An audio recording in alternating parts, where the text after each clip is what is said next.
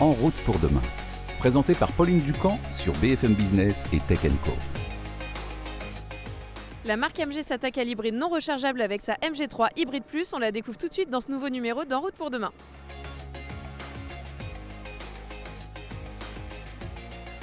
La motorisation hybride, c'est le carton du moment. Depuis le début de l'année, de janvier à octobre, les différentes variantes d'hybride représentent plus de 40% des ventes de voitures neuves en France. Et au sein de cette grande famille, c'est l'hybride non rechargeable, la technologie popularisée historiquement par Toyota, qui séduit le plus les acheteurs. Mais les prix restent encore un petit peu élevés. Or, un nouveau modèle pourrait bien changer la donne en cherchant à démocratiser cette nouvelle motorisation. On découvre aujourd'hui la MG3 Hybrid Plus, un essai de Bastien Poty et Julien Bonnet. L'hybride, c'est vraiment la motorisation en plein boom actuellement, et plus particulièrement l'hybride non rechargeable qu'on retrouve sur cette nouvelle MG3 Hybrid Plus. Alors pour rappel, la marque anglaise qui appartient au groupe chinois SAIC, elle s'est relancée en Europe ces dernières années avec des motorisations essence, hybrides rechargeables et également 100% électriques avec par exemple la MG4, la berline compacte, qui a connu un joli succès en France. Cette motorisation hybride plus vient donc compléter le catalogue de MG dans ce contexte très porteur. L'hybride non rechargeable, c'est particulièrement apprécié parce que ça reste moins cher à l'achat qu'un modèle 100% électrique. Et il n'y a pas de prise, donc pas besoin de recharger, donc pas non plus de changement d'habitude pour les automobilistes. C'est ce qui peut expliquer ce fort engouement. Et puis de leur côté, les constructeurs n'hésitent pas à en proposer de plus en plus au détriment des modèles essence classiques parce que ça va leur permettre tout simplement de faire baisser leur niveau moyen d'émissions de CO2 sur les ventes de voitures neuves.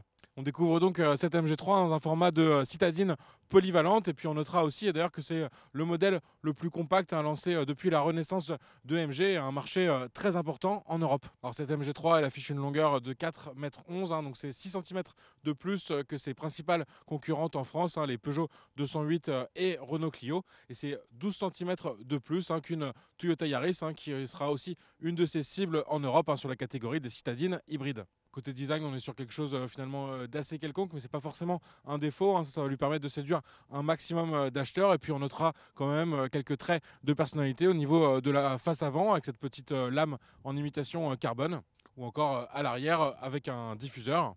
On notera aussi des enjoliveurs de 15 pouces sur les versions d'entrée de gamme et des jantes 16 pouces sur notre modèle d'essai en finition plus haut de gamme. Alors, on n'est plus tellement habitué à ces jantes petites, mais finalement ça dégrade, je trouve, pas tant que ça le style, et puis surtout ça va apporter plus de confort au niveau de la conduite. Et enfin, je peux vous parler du coffre, il fait 293 litres de volume, et ça c'est un petit peu plus que ses principales concurrentes hybrides, donc les Renault Clio et Toyota Yaris.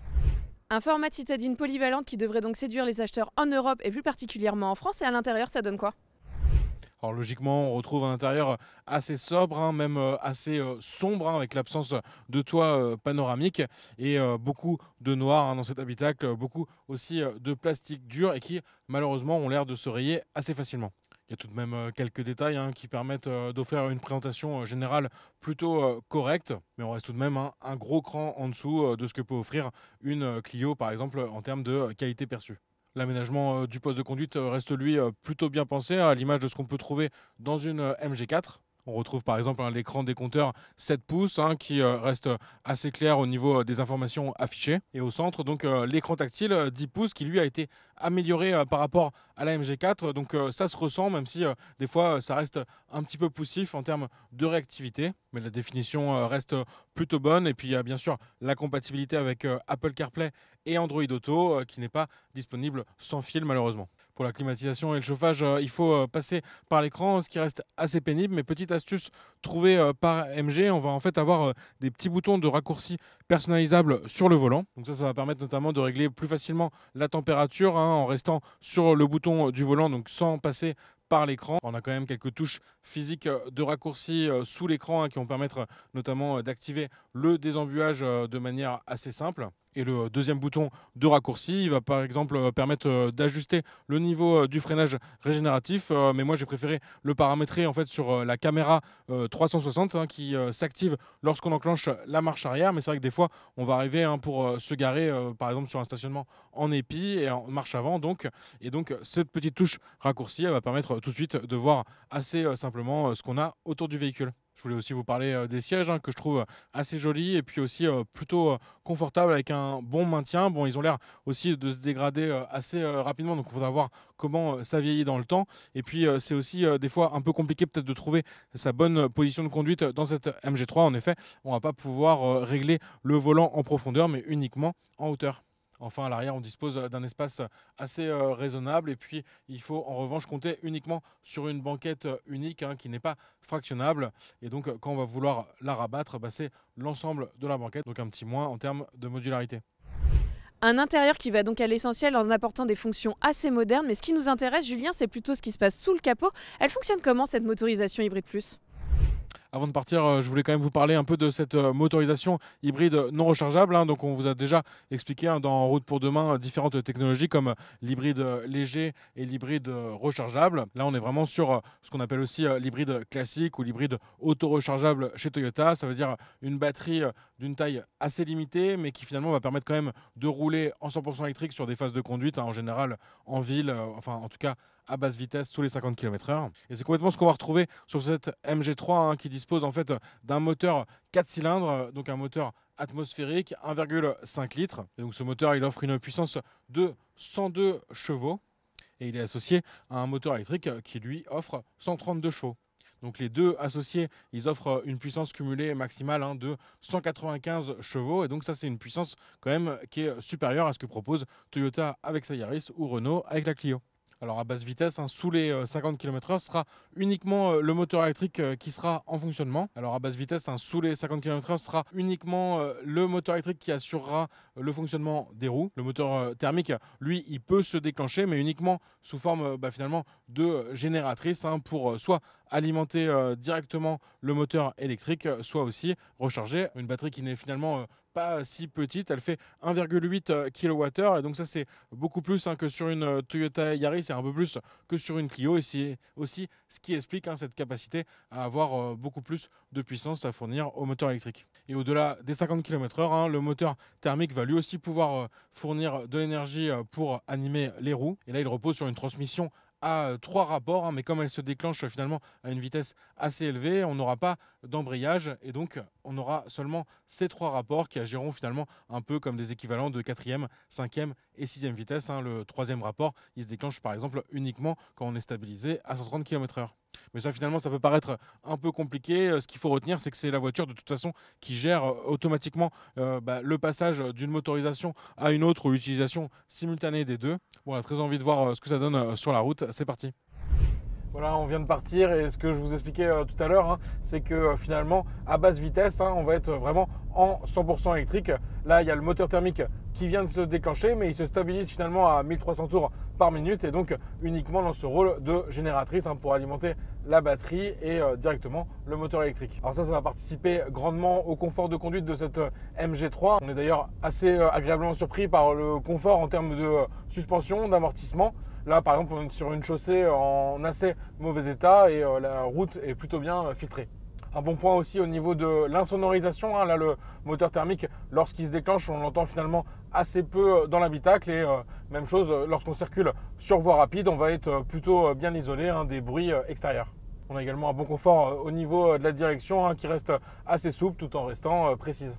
Alors sur voie rapide justement, quand le moteur thermique va prendre le relais ou appuyer la partie électrique, on sent bien la boîte qui va chercher le rapport idéal. Donc ça peut monter un petit peu dans les tours, mais rien d'inhabituel. Et puis surtout, encore une fois, on est assez bien isolé de ces bruits moteurs. Donc finalement, les deux parties thermiques et électriques vont vraiment agir en osmose. Et donc ça, c'est vraiment agréable en termes de confort de conduite.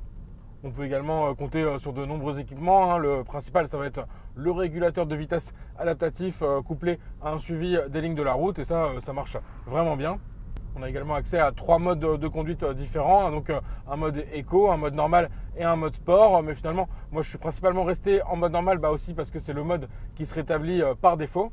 Ça c'est un peu dommage parce que d'ailleurs si on veut un peu optimiser justement au maximum sa consommation, ça serait plaisant que si on choisit le mode éco, ce soit toujours lui qui s'applique au redémarrage. Mais je n'ai pas constaté de gain vraiment évident en utilisant le mode éco qui va simplement peut-être avoir comme mérite de lisser l'accélération. Quand vous appuyez sur la pédale, on va dire que ça va faire une accélération plus douce et donc moins dynamique en mode normal et bien sûr en mode sport.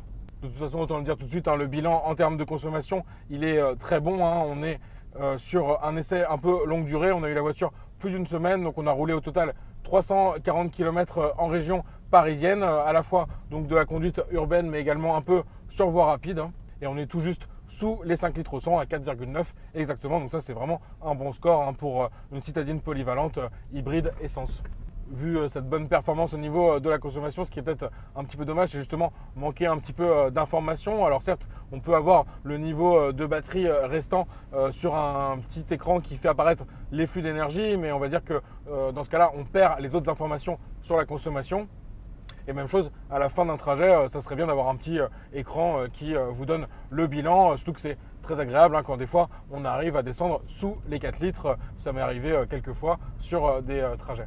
Je vais vous faire aussi un petit point sur les alertes de survitesse dont on vous parle régulièrement dans En route pour demain. Donc là, comme l'exige la loi européenne, elles vont se réactiver à chaque démarrage. Donc c'est un petit peu fastidieux à les désactiver, il faut passer par l'écran et dans les menus. C'est dommage de ne pas l'avoir proposé directement au niveau de l'écran conducteur avec les réglages au volant. Mais on va dire que le petit bip qui traduit un dépassement de vitesse ou un changement de limitation, il reste assez discret. Donc on peut quand même le conserver au quotidien, c'est pas très gênant. Et c'est vraiment un côté agréable de ce véhicule, c'est qu'on sent bien qu'on a quand même pas mal de puissance. Je le rappelle, 195 chevaux. Et donc lorsqu'on va vouloir s'insérer sur autoroute, réaliser un dépassement, on a vraiment une bonne relance à partir de 80 km/h pour atteindre par exemple 120, 130.